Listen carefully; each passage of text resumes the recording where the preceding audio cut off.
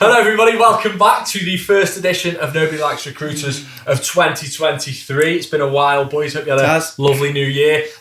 This is a podcast for you if you're looking to ace your recruitment and looking to find the right talent. It's a competitive market out there right now, as we know, and we've spoken about on this podcast.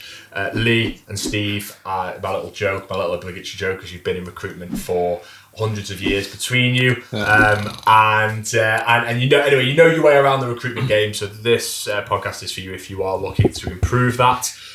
In this episode, we're going to be talking about why good recruitment takes time, because like anything in life, it takes time to do it right. Stole your line. Yeah, you did. The first one. There you go. No, seriously, why does good recruitment take time then, Lee?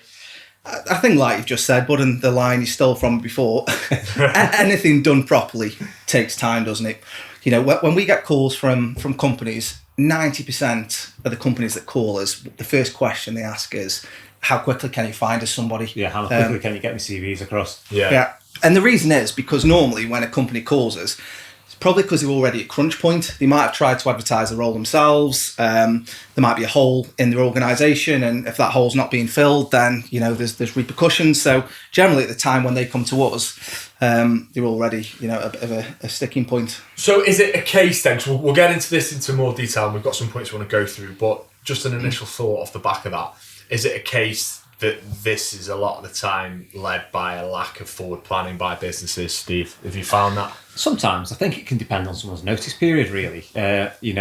Some people in critical roles in a business are only on 4 weeks' notice, which doesn't give somebody a lot of time to get somebody in, recruited, and potentially have a handover prior to that person leaving, which can often cause panic, can't it? Yeah, that's a point. I forgot. So, because sometimes I think from like my perspective as working for businesses or whatever, I've always felt like, why do they need 4 weeks? Yeah. 4 weeks is a long time for me to stay in a role. And then I've always thought, is that really great for the organisation that you're leaving, because you're kind of switching off a little bit? Yeah. But what you're saying actually is they look at that as an opportunity for them to try and fill the role effectively. I think if you haven't got succession planning within your business and you're looking to fill like for like, you've generally got 1 month where there's a period where somebody kind of starts. And quite often the time we get people to say, well, I'll only consider people without a notice period, because it is that crucial to get that handover, within that time. You need to get somebody in within a week at least to have a bit of time spent with somebody. And to me, that's like you're completely limiting the market then. If you're a company only considering people with a notice period, you're just considering a really small bunch of people who find themselves unemployed, and there's nothing wrong with those, but there's the rest of the market out there, people who are happy in jobs who could, this could be the perfect job and they could be the great candidate. So I think, and probably answer to your question, I don't think it is always lack of planning. I think, sometimes, you might be in a business where you don't have two people doing the similar role or anything like that. It's a like for like kind of swap. You don't always have that kind of time to do and prepare, but there's still no point in rushing your recruitment, I suppose, is the reality. Yeah. Is the... I think you've just got that moment of panic as a business, right? Yeah, you've got a number of things on, the pressure's there. For them, they just want the role filled kind of ASAP.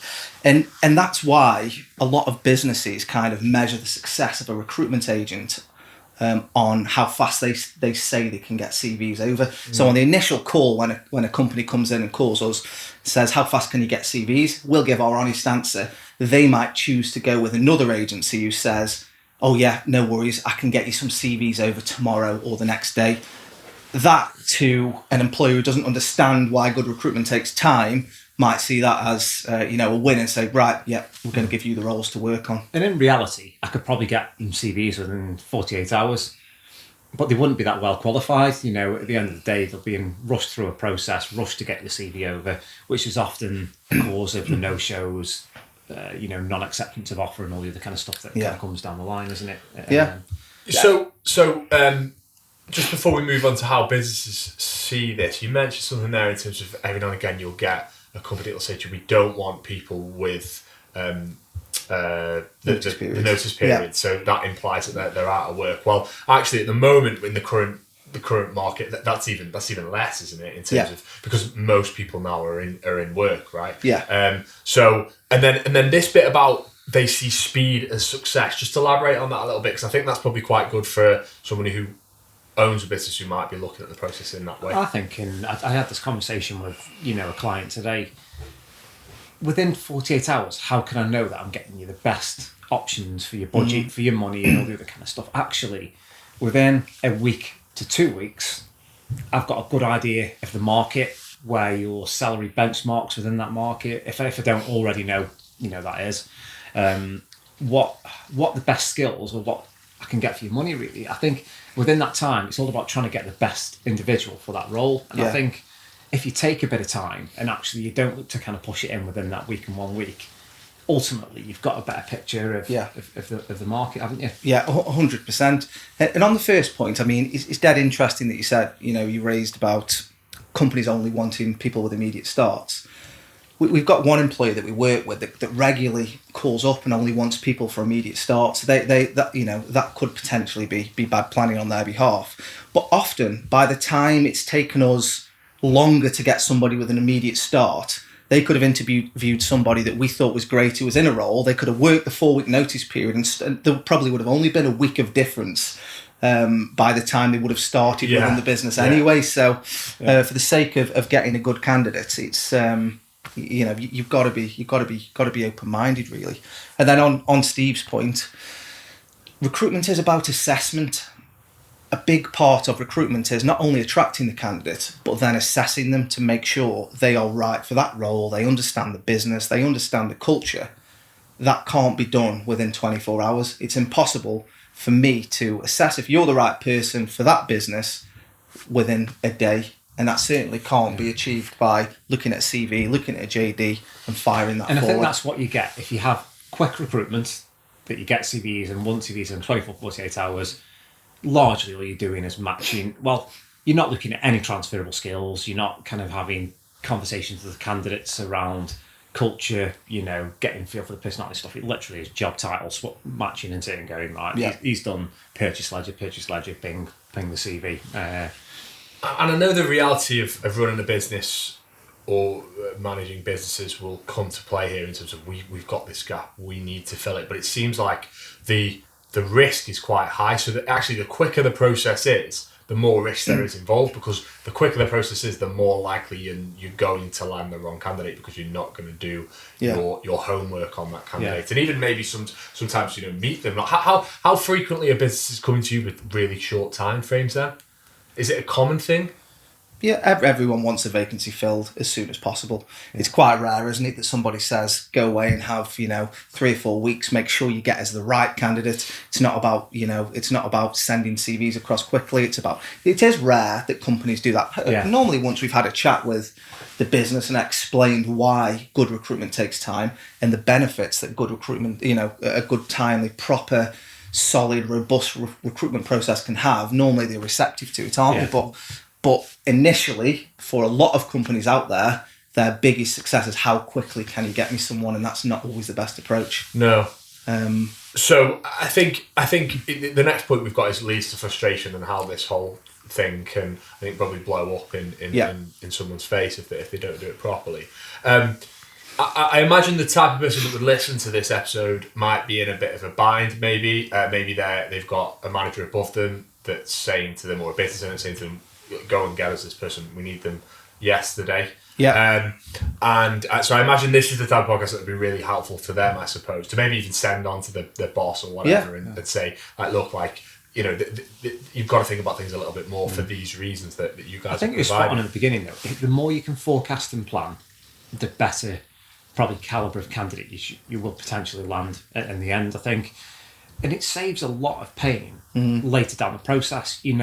The re-recruit, rehire, retrain, all the other kind of stuff is massively costly, for any business. And I think, like Lee kind of said before, that touch of time up front that may be longer than you originally kind of planned in your head will reduce the risk and reduce the kind of possibility of somebody leaving, within 3 months of kind of starting. And also, we know this, if an agency's sending you CVs within 24 hours of briefing the role, 90% of the time, that process will take longer than an agency who spends a bit more time taking candidates through a proper recruitment process, assessing them, sending the right people forward in the long run. Because what will happen is, you're a business, you come to me, I'm a CV firer, I send you 10 CVs the next day. You'll say, yeah, I like that CV, I like that CV, I like that CV. Now, those candidates, I will then give those candidates a call to get them booked on, but there's not a proper amount of time for me to qualify them. They won't have looked into the company. I won't have assessed them to make sure they're right. So by the time I've then called those 3 candidates, only 1 or 2 might actually be interested. I might book those 2 in, but they're only half-arsed about the role because they don't really know too much about the company. They then booked on for interview. They've also got other roles going forward. Chances are you'll be lucky if you get 1 of them turning up. Fast forward a week, once you've sat down, booked your day out, waited for the candidates to turn up and they're not there, you'll probably be back on the phone to me and say, Lee, none of those 3 candidates have turned up. Rinse and repeat. The same happens again. I think it also impacts the close, doesn't it? Yeah. At the end, we get a lot of frustration is when businesses offer and they don't get the candidate they want. And that's down to lack of qualification. Really in the end, before you're sending any candidates over, it's understanding salary versus culture versus opportunity versus all the other kind of stuff. So you'll make the same salary. There's other reasons and motivations why, and it's not always been something that's been discussed. If you're just doing the quick forward, you're doing quick matches, 25 salary, happy with that, blah blah blah, and then actually you're not seeing the wider benefit, wider value, in the package that the company's offering at the same time. So that time just helps you to elaborate that a bit more. We're working with a client at the minute. I spoke to a candidate about a particular role, talking to him about the company, talking to him about just basic role information as well. This certain company doesn't offer any form of hybrid or remote working. It turns out that the candidate, once I told them the company, I've already been submitted for this role yesterday. Right. And I said, but I thought you said you were only considering roles that were hybrid or remote. He said, well, the other agency didn't tell me that. They just saw my CV, checked my salary expectation and put my CV forward. So that's an example of a poor process that's done quickly to fire the CV forward when really they're not fully qualified. The candidate actually attended an interview and got offered the job but turned it down because they wanted a hybrid role where a bit of time up front would have saved the client in the long run time. Yeah, there's a bit of that there that I put down to the candidate. I mean, that just seems like if that's something you want, that's a question you would ask directly. Possibly, mate. Yeah, possibly. Sometimes Yeah. there's a lot of assumptions, isn't there? Yeah. I think, with recruitment, they assume that they can do it, and that's not the right thing. But I think probably what Lee's trying to say is ultimately, you're a good process, should weed that out in the end. You're talking about the basics and motivations of a candidate and what they're looking I agree for. with that, by the way. Yeah. I was just playing down. Of course, fine, a proper process would weed all that out. Yeah. What's the temptation like, though, for you as a recruiter? I'll put this to both of you, one of you paid up, whoever wants to, but imagine, I'm running a business and I'm like, lads, I need this person ASAP. Yeah. There must be, you don't want to lose. You don't want to lose this cash. There must be that. But I know from experience and recruiting internally for all those years, the best way to get somebody, the right person, in the quickest amount of time in your business is to do a proper, thorough process. Is to just take a little bit longer up front. And it doesn't have to be, we're not saying, I need 6 months to find you somebody.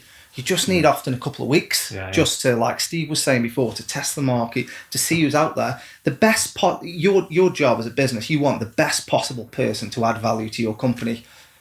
That person could be living next door to your business, but be on holiday for a week and just not, checking or responding. Yeah. And for the sake of waiting a week, and that's just a bit of a rudimentary but for the sake of a week, they could then come back from holiday, see the advert apply, and bang, you've got the best possible candidate. Okay, so let's just reiterate on some of the stuff we've spoken about because we've covered a lot in a short amount of time. Let's role play, lads. Let's actually pretend that I am a business owner, right? I am very eager to get this person in. I want it done in a week. Let's say I'm giving you that target. We're having that conversation now.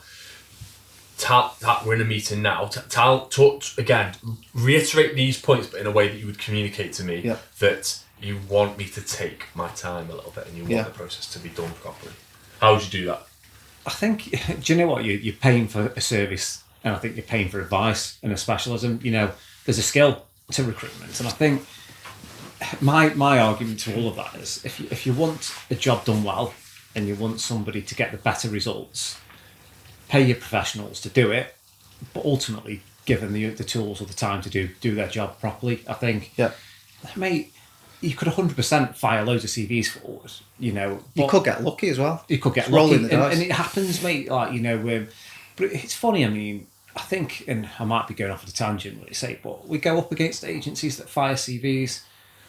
We'll take a time, and there's another conversation about, you know, working with an agency, isn't there? You know, that's kind of doing a fair process and the one just firing, but we still half the time get better results in the end because the other candidates drop out and we're still in the running. But I suppose how we articulate it is, you know, and this is going to sound pretty, we wouldn't be for you, you know, as an agency, if you're ultimately looking to just rinse through and get the fastest finger first.